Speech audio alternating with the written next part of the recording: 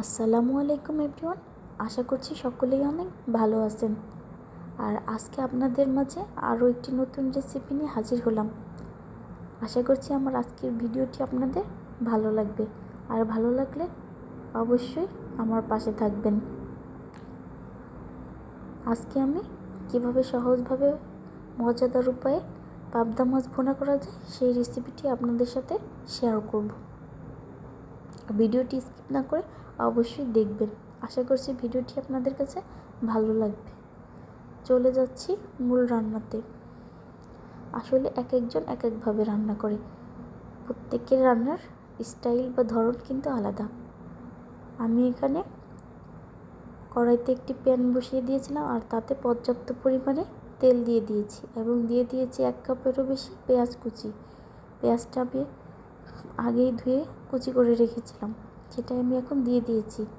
আর এদিকে আমি পাবদা মাছগুলো ভালো মতো ধুয়ে পরিষ্কার করে রেখেছিলাম, তাতে একটু হলুদ ও লবণ দিয়ে ম্যারিনেট করে রাখলাম। আর এদিকে আমি পেঁয়াজগুলোকে আবারও একটু নেড়ে চেড়ে দিচ্ছি।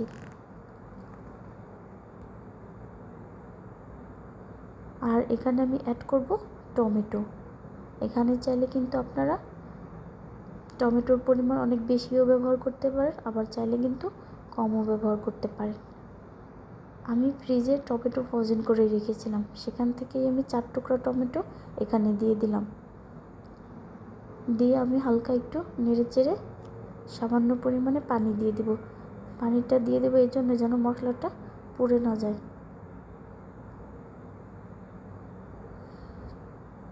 পানিটা দেওয়া হয়ে গেলে আমি আবারও একটু নেড়ে চেড়ে দিচ্ছি। আর এই পর্যায়ে আমি অ্যাড করবো সব শুকনো মশলা। প্রথমে দিয়ে দিলাম আমি হলুদ গুঁড়া 1 চা চামচ পরিমাণ, লবণ দিয়ে দিচ্ছি আমি পরিমাণ মতো।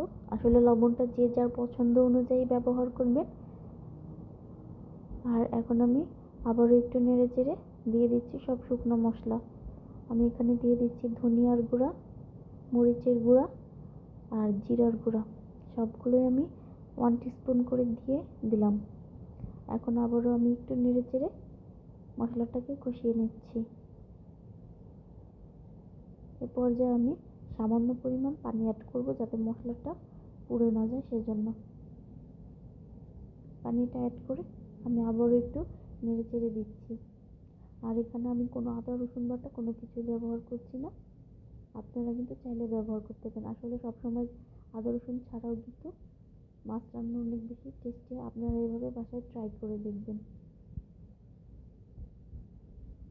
হালকা একটু কষিয়ে আমি এখানে দিয়ে দিব পাবদা মাছগুলো।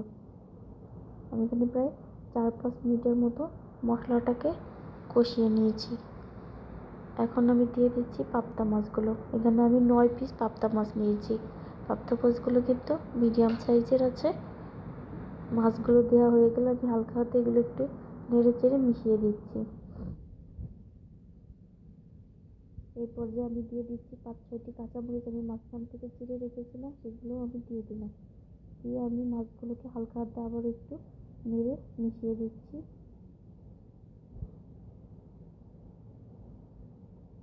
এভাবে আমি ঢাকনা দিয়ে ঢেকে 3-4 মিনিট রান্না করে নেব। 3-4 মিনিট পর দেখতেই পাচ্ছেন তেলগুলো কিন্তু পুরো উঠে এসেছে। এ পর্যায়ে আমি হালকা একটু পানি দিয়ে মাছগুলোকে আলতো হাতে একটু নেড়ে নিচ্ছি, যেন মাছগুলো ভেঙে না যায়। এখন আমি ঝোলের জন্য একবারে পানি, এবার আমি একটু হালকা হাতে নেড়ে এটাকে ঢাকনা দিয়ে ঢেকে দেব। রান্না হওয়া পর্যন্ত অপেক্ষা করব। ঢাকনা দিয়ে ঢেকে দিচ্ছি আমি। এখন ফিরে আসবো 5 মিনিট পর। 5 মিনিট পর দেখতেই পাচ্ছেন তরকারিটা এমন দেখাচ্ছে। এই পর্যায়ে আমি একটু নেড়ে দিব এবং লবণটাও চেক করে নিব। আমি এই পর্যায়ে লবণটা চেক করে নিচ্ছি। আমার কাছে মনে হয়েছে লবণটা আর লাগবে না, তাই আমি আর লবণ দিচ্ছি না। আপনাদের কাছে যদি মনে হয় লবণ লাগবে, তাহলে এই পর্যায়ে লবণ অ্যাড করে দিতে পারেন। আমি এটাকে আরও 2-3 মিনিট জাল করে ঝোলটাকে একদম শুকিয়ে নিব। আমি 2-3 মিনিট পর দেখতেই পাচ্ছেন তরকারিটা এমন দেখাচ্ছে। আর আমি এখন চুলাটা অফ করে দেব। চুলাটা অফ করে আপনার আপনাদের দেখা হচ্ছে। আর ভিডিওটি যদি ভালো লাগে অবশ্যই আপনারা শেয়ার করবেন এবং চ্যানেলটিকে সাবস্ক্রাইব করবেন। আসসালামু আলাইকুম। আল্লাহ